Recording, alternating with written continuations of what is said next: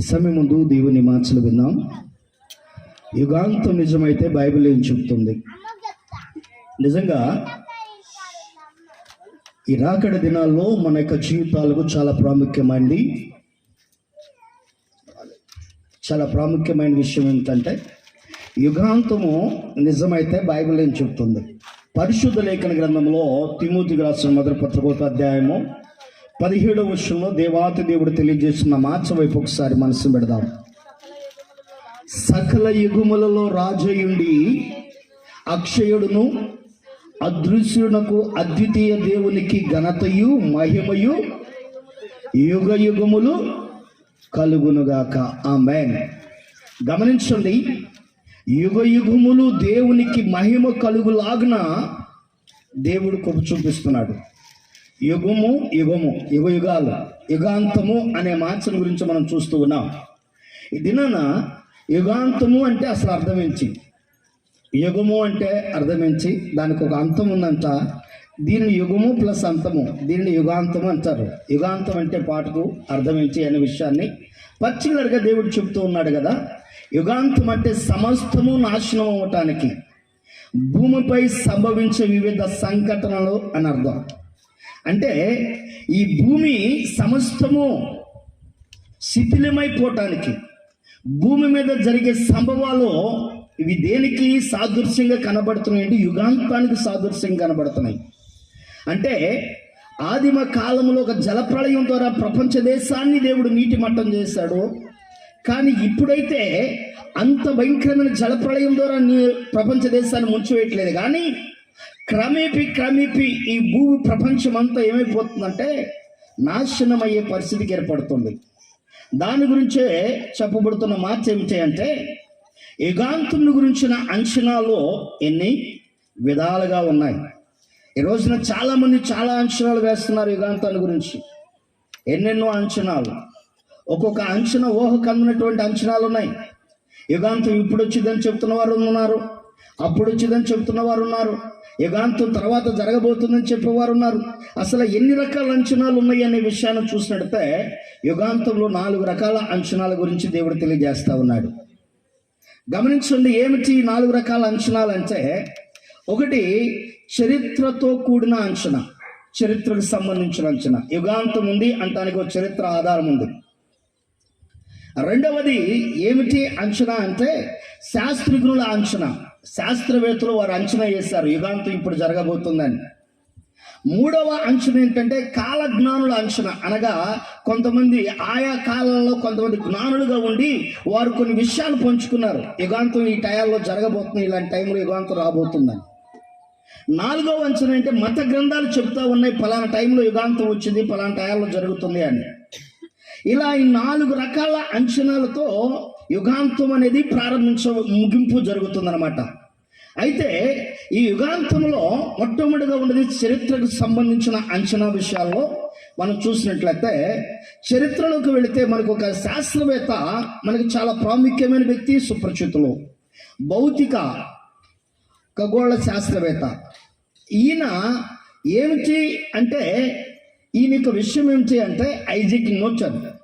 ఈయనొక చరిత్రకు సంబంధించిన విషయం అంటే దగ్గర ఈయన చెప్పిన మాటలో ఎప్పుడో 321 సంవత్సరాల క్రితమే ఆయన ఒక మాట పంచుకున్నాడు. ఏమంటే, యుగాంతం అనేది ఉంది, భూమి అంతరించిపోతుంది ఒక టైంలో, అది కూడా 2060వ సంవత్సరం అంతరించిపోయిద్దని చెప్పాడు.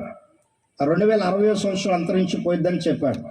గమనించండి, చరిత్రలోకి మనం వెళితే ఈయన చెప్పిన మాటలు చాలా వరకు 2012 యుగాంతం అన్నప్పుడు, ఆ 2012 యుగాంతంలో యుగాంతం ఇప్పుడే లేదు, ఐజాక్ న్యూటన్ చెప్పాడు 2060లో యుగాంతం ఉందని బైబిల్ ఆధారం చేసుకుని చెప్పాడని చెప్పేసి ఆ రోజు 2012వ సంవత్సరంలో ఆ యుగాంతాన్ని గురించి చెప్పేటప్పుడు టీవీ న్యూస్ మొత్తం ఐజాక్ న్యూటన్ గారి గురించి వివరించారు.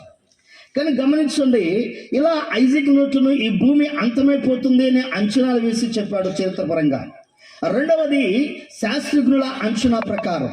ఒకవేళ మీరు అనుకోవచ్చు ఆయన కూడా శాస్త్రజ్ఞుడే కదండి అని.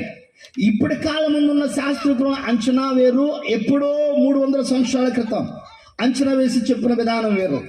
ఇప్పుడు వేసిన అంచనాలు ఎలా ఉన్నాయంటే సుమారు 5-6 రకాల అంచనా వేశారు భూమి అంతమైపోవటానికి.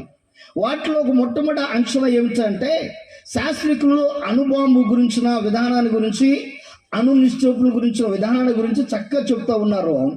ఫ్రాన్స్, స్విట్జర్లాండ్ ప్రాంతంలో భూమి క్రింద ఒక స్వరంగాన్ని తవ్వడం ప్రారంభించారంట. వారు పరిశోధించడానికి, భూగర్భాన్ని పరిశోధించడానికి సొరంగం ఎన్ని కిలోమీటర్లు తవ్వారంటే సుమారు 27 కిలోమీటర్లు తవ్వారు. తవ్విన తర్వాత అక్కడికి ఒక అణుబాంబును పంపించి ఈ అణుబాంబు ద్వారా అక్కడ పరిశోధన ప్రారంభించాలి, ఈ అణుబాంబు శక్తి ఎలా ఉన్నదో చూడాలనుకున్నారు. అది 2012లో వికటమైపోయింది ఆ యొక్క విధానం. కానీ ఎప్పటికైనా అది జరిగిద్దని చెప్పేసి దాని గురించి ఒక ఆలోచన కలిగి ఉన్నారు. దీనివల్ల ప్రపంచం అంతా అంతరించిపోయిద్దని ఒక అంచనా. రెండవ అంచనా ఏంటంటే ఉల్కలు మనలనేవి సుమారు ఇప్పటికీ ప్రపంచ దేశాల్లోనంట 1100 ఉల్కలు వచ్చాయంట భూమి మీదకి. 1 కాదు 2 కాదు 1100 ఉల్కలు వచ్చాయంట. ఈ 1100 ఉల్కలు వచ్చిన వాటిలో కొన్ని మాత్రమే భూమిని ఢీకొని భూమిని ఇబ్బంది పెట్టాయి. కానీ ఒక భయంకరమైన ఉల్క రాబోతుంది. ఆ ఉల్క 300 అడుగులు వెడల్పు విస్తరణతో ఓ భయంకరమైన విధానంతో అగ్నిగోళంతో రాబోతుందంట. 2032 ఇక్కడ ఖగోళ శాస్త్రజ్ఞుల అంచనాల ప్రకారం 2012లో సౌర తుఫాను తీవ్ర రూపం తాల్చి భూమి మొత్తం నాశనం చేసేదాన్ని. అంటే భూమి నాశనం అయిపోవడానికి సౌర తుఫాన్ అనగా సూర్యుని దగ్గర నుంచి తుఫాన్ ఒకటి భూమి మీదకి రాబోతుందంట. ఇప్పుడు 2025లో అదే తుఫాన్ మరలా రాబోతుందని శాస్త్రవేత్తలు చెబుతున్నారు. గమనించండి ప్రియమైన బిడ్డలారా, మరలా 2025 మే మాసం లేక మార్చి నుంచి మే మాసం లోపు మరలా తుఫాన్ భూమి మీదకి రావచ్చు అనే ఒక అంచనా వేశారు శాస్త్రవేత్తలు. అంటే సౌర తుఫాన్ అంటే ఎలా అంటే సూర్యునిలో నుంచి ఒక కొంత ప్రాంతం అంతా చీలిపోయి భూమి మీదకి రాబోతుందంట దూసుకొని. అలా భూమి మీదకి వస్తే ఆ భూమి అంత భయంకరమైన తుఫాన్ అంటే వర్షం ఎలా పడుతుందో అలా సూర్యుని నుంచి వచ్చే ఆ నిప్పులు భూమి మీద పడి భూమి మొత్తాన్ని సర్వనాశనం చేస్తాయని ఒక అంచనా. తర్వాత మరొక 4వ అంచనా ఏమేశారు శాస్త్రవేత్తలు అంటే గమనించండి, భూమి తన చుట్టూ తను తిరుగుతూ గురుత్వాకర్షణ కలిగిన శక్తి కలిగినది. కానీ ఈ భూమికి 2 ధ్రువాలు ఉన్నాయి, ఉత్తర ధ్రువం దక్షిణ ధ్రువం అనే 2 ధ్రువాలు ఉన్నాయి. ఈ 2 ధ్రువాలు ఎలా ఉంటాయి అంటే అయస్కాంతపు శక్తిని తిరుగుతూ ఉంటాయి. మీరు అసలు పతనమైపోయింది, భూమి అనేది ఏ మాత్రం ఉండదు అని చెప్పేసి ఒక అంచనా వేస్తున్నారు. ఆ యొక్క గమనించండి 6వదిగా మనం చూసినట్టే సునామీ. ఈ సునామీ వల్ల భూమి అంతా సర్వనాశనం అయిపోద్ది, భూమి మీద ఏ మానవుడు మనుగడ ఉండదు, అదొక అంచనా వేశారు. అంటే యుగాంతంలో తెగవారు. గమనించండి, ఇక్కడ కాలజ్ఞానానికి సంబంధించిన అంచనాలో 2028లో హోమగాములు లేకుండా మిస్ అయిపోయిన వాళ్ళు, ఇక అంతరిక్షంలోకి వెళ్ళే వాళ్ళు భయంకరమైన విధానాన్ని కలిగి ఉంటారు. భూమి మీద మనుగడ సాగించకుండా ప్రపంచ దేశాలన్నీ ఆకాశం వైపు చూస్తాయి, అలాంటి ప్రాంతాలకు ప్రవేశిస్తారని కొన్ని ఆమె ప్రవచనాలను ఆమె తెలియజేసింది. యుగాంతం అంతమవడానికి ఆమె చెప్పిన మాట ఏమిటంటే 579వ సంవత్సరం వచ్చేసరికి 579వ సంవత్సరం వచ్చేసరికి యుగం అంతమైపోయింది అని ఆమె తెలియజేసిన విషయాన్ని. మరొక మాటను మనం జ్ఞాపకం చేసుకున్నట్లయితే ఇక్కడ మరొక వ్యక్తి ఉన్నారు. ఈయన చెప్పిన మాటలు మనం చూసినట్లయితే గమనించండి, 1500 సంవత్సరంలో నివసించిన ఫ్రెంచ్ జ్యోతిష్కుడు ఈయన ఏం చెప్పాడంటే 2025లో ఒక పెద్ద గ్రహ సకలము భూమిని ఢీకొనబోతుంది, దాని వలన యుగాంతం సంభవించబోతుందని చెప్పాడు ఆయన, నోస్ట్రాడామస్. గమనించండి, అంత భయంకరమైన గ్రహ సకలం భూమిని ఢీకొనటం వల్ల యుగాంతం సంభవించబోతుందని చెప్పాడు ఆయన. గమనించండి. అంతేకాదు మన కింద మనం చూసినట్లయితే మీ అందరికీ సుపరిచితులు మన ఆంధ్రప్రదేశ్కి వాస్తవ్యులు పేరుగాంచిన వారు ఎవరు, ఆయన పోతులూరు వీరబ్రహ్మం గారు. ఈయన గారు కూడా చెప్పారు. ఏమని చెప్పారంటే యుగాంతము సంభవించడానికి 2034వ సంవత్సరం యుగాంతం సంభవించబోతుందని. గమనించండి, ఇక్కడ నేను ఈ విషయాలు బాగా పరిశోధిస్తున్నప్పుడు పోతులూరు వీరబ్రహ్మం గారు వారు కాలజ్ఞానాన్ని నేను బాగా చదువుతున్నప్పుడు నాకు అనిపించింది బైబిల్కి ఆయన చెప్పిన దానికి అక్షరాల 100% దగ్గర సంబంధాలు ఉన్నాయి. 100% దగ్గర సంబంధాలు ఉన్నాయి. అవి చదివినప్పుడు నాకు అనిపించింది. గమనించండి, 2012లో యుగాంతం రాబోతుంది, కలిగే అవతారంతో ఇక ఆఖరిగా ఉన్న 10వ అవతారం కలిగి అవతారం, ఆ దేవుడు ఈ భూలోకానికి రాబోతున్నాడు, భూ ప్రపంచం మొత్తం నాశనం చేయబోతున్నాడని హిందూ శాస్త్రాల్లో చెప్పబడిన ఒక శ్లోకం కూడా అక్కడ మీకు చూపిస్తా ఉన్నాను. గమనించండి, ఇంకా యుగాంతము సంభవించబోతుంది అని చెప్పే వాళ్ళలో వీళ్ళేనా, ఇంకెవరైనా క్రైస్తవులు ఉన్నారా అని మీరు అనుకోవచ్చు. ఒక ఆయన ఉన్నాడు క్రైస్తవుడు. ఈయన ప్రపంచ దేశాల గొప్ప పేరుగాంచిన గొప్ప సేవకుడు. తర్వాత మీకు ఆయన ఫోటోతో సహా చూపిస్తాను. ఎంత గొప్ప పేరుగాంచిన సేవకుడు అంటే హార్లోడ్. ఈయన ఎంత గొప్ప సేవకుడు అంటే 2011వ సంవత్సరం మే నెల 21వ తారీఖున యేసుక్రీస్తు ప్రభువారు ఈ లోకానికి రాబోతున్నాడని ఆయన అమెరికా దేశం మొత్తం ప్రచారం చేయించాడు. ప్రతి టీవీలో న్యూస్ ఇచ్చాడు, ప్రతి ప్రాంతంలో ప్రచారం చేయించాడు, బస్సులకు బ్యానర్లు కట్టించాడు. మీ ఆస్తులు అమ్మేసుకోండి, మీరు సిద్ధపడండి, మీరు ప్రిపేర్ అవ్వండి, పరలోకం వెళ్ళిపోతున్నాం, భూలోకం ఏది మనకు మిగలదో, భూలోకం అంతా నాశనం అయిపోతుందని ఆయన మొత్తం ప్రచారం చేయించాడు. ఆ మే నెల 21వ తారీఖున అమెరికా దేశంలో చాలా మంది ఆయన నమ్మిన వారిని, ఆయన ఫాలోవర్స్ అందరూ కలిసి కొండలెక్కి కూర్చున్నారు. పైకి వెళ్ళి కాపాడబడతాం ఒకవేళ యుగాంతం వస్తే అని. ఆ కొండల మీద కూర్చున్న వాళ్ళకి ఆ రాత్రి అయిపోయింది, యుగాంతం రాలా, 2వ రోజు అయిపోయింది, యుగాంతం రాలా. ఆ తర్వాత వీళ్ళు టీవీ వాళ్ళు ఇంటర్వ్యూ చేయడానికి వెళ్తే వయసు అయిపోయింది కదా, ఏదో మతిమరుపుతో చెప్పాను, కవర్ చేసుకుని పక్కన ఉండిపోయాడు. గమనించండి, అంటే నేటి కాలమందు యుగాంతము అనే విషయానికి చాలా మంది వారు అంచనాలు వేసి చెప్పేస్తా ఉన్నారు. గమనించండి, లేఖన గ్రంథంలో రాయబడిన విషయాలు మనం జ్ఞాపకం చేసుకున్నట్లయితే దేవాది దేవుడు తెలియజేస్తున్న విషయం, మూడవదిగా మత గ్రంథాల అంచనాలు, 4వదిగా మత గ్రంథాల అంచనాలు. ఒకటి చరిత్ర గ్రంథం చూస్తాం, రెండవది శాస్త్రజ్ఞుల గ్రంథాలు శాస్త్రజ్ఞుల అంచనా చూస్తాం, మూడవది కాలజ్ఞానుల అంచనా చూసాం, 4వది మత గ్రంథాల అంచనా. మత గ్రంథాలు అనగానే మన భారతదేశానికి గుర్తొచ్చేది వేదాలు. అసలు యుగము అనే పదము మన భారతదేశంలో పుట్టింది వేదాల నుంచి. ఈ వేదాలు 4 రకాలు. ఈ వేదాలు 4 రకాలు: త్రేత, ద్రోపర, కలియుగం. గమనించండి, కృత. ఈ 4 యుగాలు అనగా కృతయుగము అంటే దీన్ని సత్యయుగం అంటారు, త్రేతాయుగం అంటారు, ద్వాపరయుగం అంటారు, కలియుగం అంటారు. ఈ 4 యుగాల్లో మనం ఉన్నాం ఇప్పుడు భారతదేశం యొక్క విధానం ప్రకారం. ఈ 4 యుగాల గురించిన ఒక మాటను చూసినట్టు అసలు 4 యుగాలు, యుగము అనే పదానికి ఏం జరుగుతుంది, ఎన్ని సంవత్సరాలు వ్యవధి కాలం ఉంటుందని చాలా గ్రంథాలను పరిశోధించానండి, చాలా పుస్తకాలు చదివాను, నెట్లో అయితే చాలా టైము సెర్చ్ చేశాను. కానీ యుగం అనే పదానికి ఇన్ని ఇయర్స్ అనేది ఎక్కడ ఎవరు చెప్పలేదండి. కానీ ఇక్కడ కొన్ని సంవత్సరాలు చెప్పారో, ఈ 4 యుగాల గురించి ఏమని చెప్పారంటే సుమారు 43,20,000 సంవత్సరాలు పట్టిందంట 4 యుగాలు గడవడానికి. ఎన్ని సంవత్సరాలు అండి? 43,20,000 సంవత్సరాలు 4 యుగాలు గడవటానికి. ఈ 4 యుగాల గురించి ఒక క్లుప్తమైన మార్చలు సత్యయుగం. గమనించండి, ఈ 4 యుగాల్లో మొట్టమొదటి సత్యయుగం అంటే దీని కాల పరిమాణము 7,28,000 సంవత్సరాలు. 7,28,000 సంవత్సరాలు. ఈ సత్యయుగంలో సత్యము 4 పాదాల మీద నడిచిందంట. సత్యం ఎన్ని పాదాల మీద? 4 పాదాల మీద నడిచిందని చెప్తారు. రెండవ యుగాన్ని గురించి చెప్తున్నాడు, త్రేతాయుగం. ఈ త్రేతాయుగంలో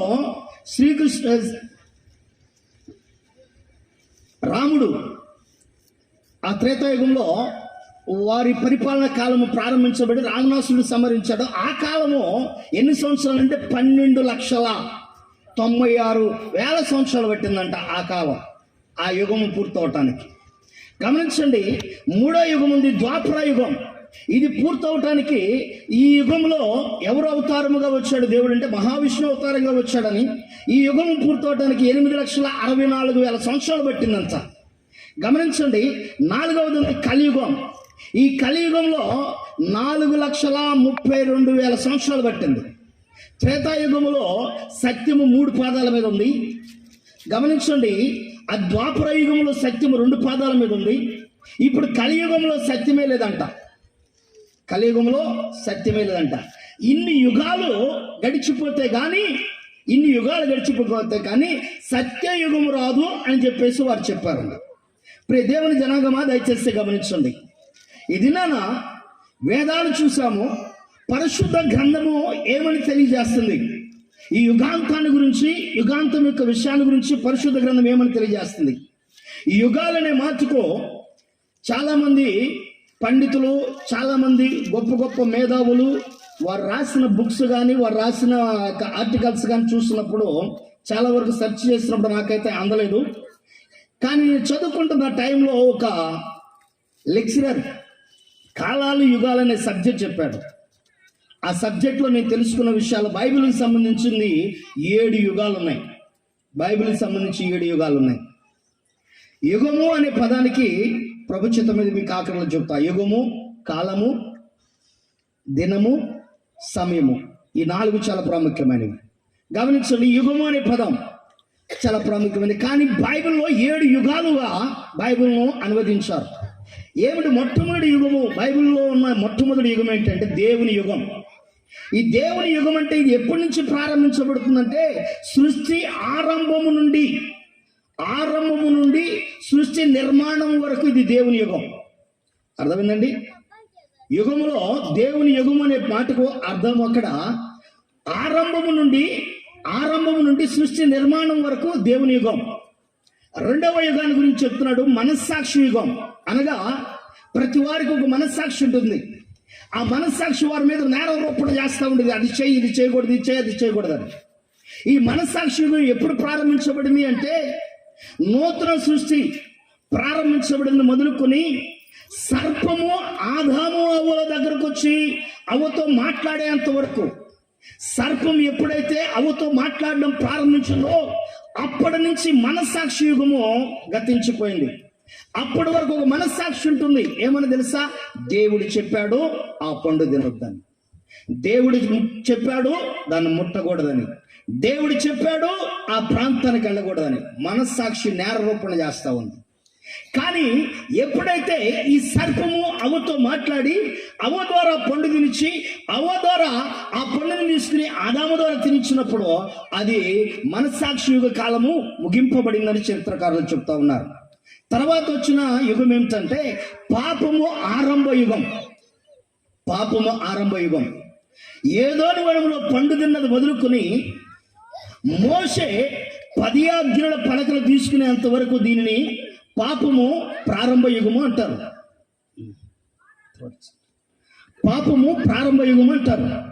కనుక గమనించండి, కనుక ఈ పాపము ప్రారంభ యుగము అనేది ఏదోని వనంలో ఆదాము అవ్వలు పండు తిన్నది మొదలుకొని మోషే ధర్మశాస్త్రము అనగా 10 ఆజ్ఞల పలకలు పుచ్చుకునేంత వరకు పాపము ప్రారంభ యుగం అంటారు దాన్ని.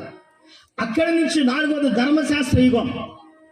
ఈ ధర్మశాస్త్ర యుగంలో చాలా ప్రాముఖ్యమైనది ఏంటంటే 10 ఆజ్ఞల పలకలు తీసుకున్నాడు. మనకి ఇక్కడున్న సేవకులు కూడా వచ్చింద క్వశ్చన్, మనకి ధర్మశాస్త్రం 1 2? మనకున్న ధర్మశాస్త్రాలు 1 2? చెప్పాలా? మనకున్న ధర్మశాస్త్రాలు 1 2?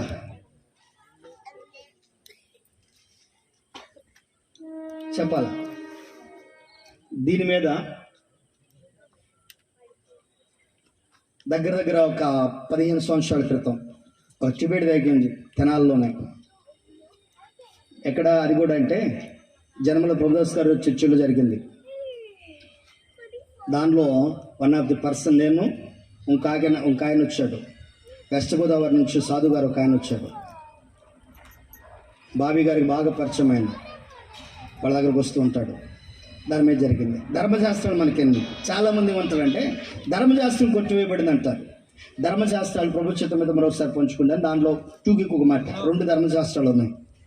ఒకటి 10 ఆజ్ఞల పలకలు ఒక ధర్మశాస్త్రము, రెండవది మోషే ద్వారా దేవుడు రాయించిన ధర్మశాస్త్రం. మోషే ద్వారా రాయించిన ధర్మశాస్త్రాన్ని మందస్సాన్ని పక్కన పెట్టించాడు. మీరు ద్వితీయోపదేశకాండము 30వ అధ్యాయం నుంచి చదువుకోండి. మందస్సం ప్రక్కన ఉంటుంది మోషే రాసిన ధర్మశాస్త్రం. మోషే తన సొంతంగా ధర్మశాస్త్రం రాయడం ముగించిన తర్వాత రాబడింది. మరలా మీరు దానియేలు గ్రంథంలోకి మీరు వెళ్ళి చూసినట్టయితే 9వ అధ్యాయంలోకి వెళ్ళి చూసినట్టయితే అక్కడ నీ ధర్మశాస్త్రమును అతిక్రమించి మోషే ధర్మశాస్త్రం ముందు రాయబడి ఉన్న తెగుళ్ళన్నీ మా పైన ఎక్కడున్నది? పత్రం మీద రాయబడిన చేరాతను. దేని మీద రాయబడింది? పత్రం మీద రాసింది ఎవరు? మోషే. పలకల మీద రాసింది ఎవరు? దేవుడు. బాగా గుర్తుపెట్టుకోండి. ఏ రాతను దురిచేశాడు? మోషే ధర్మశాస్త్రంలో ఏముంది? పంటికి పన్ను కంటికి కన్ను, కాలు కాలు, చెయ్యికి చెయ్యి. అది మోషే ధర్మశాస్త్రం. అవి ఎలా ఉన్నాయి? భారంగా ఉన్నాయి. అందుకని ఆ భారంగా ఉన్న వాటిని తీసివేస్తాడు, వాటిని తుడిచివేస్తాడు. అందుకనే మరల మీరు అనుకోవచ్చు, ధర్మశాస్త్రం అంటే 10 ఆజ్ఞలు, ఆజ్ఞల గురించి చెప్తాడు కదా, ఆజ్ఞలు కొట్టేశాడు అంటాడు. ఏ ఆజ్ఞలు కొట్టవేశాడంటే ఈ మోషే ద్వారా రాయబడిన ఆజ్ఞలు కొట్టవేశాడు, కానీ 10 ఆజ్ఞలు కొట్టేలా. ఈ 10 ఆజ్ఞల గురించి స్పష్టంగా బైబిల్లో చెప్తాడు. ప్రభుత్వం మీద మరొకసారి దాని గురించి పంచుకుందాం. మనము టాపిక్ మార్చుకోవద్దు. ధర్మశాస్త్ర యుగం అనగా ఎప్పుడైతే దేవుడు 10 ఆజ్ఞల పలకలు మోషేకి ఇచ్చాడో, ఇవ్వబడిన మొదలుకొని యేసు క్రీస్తు ప్రభువారు పుట్టుక వరకు ఈ ధర్మశాస్త్ర యుగం అనేది జరిగింది. ఇప్పుడు 4 యుగాలు గమనించండి. 5వ యుగాన్ని మనం చూసినట్టే యేసుక్రీస్తు యుగం. 5వ యుగం ఎవరిది? యేసుక్రీస్తు. అంటే యేసుక్రీస్తు ప్రభువారు పుట్టుక నుంచి ఆయన మరణము వరకు ఉండేది. ఆయన మరణము వరకు, ఆయన పుట్టుక నుంచి ఆయన మరణం వరకు ఉండే యుగాన్ని ఏమన్నారంటే కాలాన్ని యేసుక్రీస్తు ప్రభువారి యుగము అన్నారు. దాన్ని గమనించండి. ఆయన తర్వాత చనిపోయిన తర్వాత 6వ యుగాన్ని పరిశుద్ధాత్మ యుగం లేకుండా సంఘ యుగం అన్నారు. ఇప్పుడు మనం ప్రస్తుతం ఉన్న యుగం ఏంటంటే సంఘ యుగం. దీన్ని కృపాకాలము అంటారు. దీన్ని ఏమన్నారు? కృపాకాలము అన్నారు.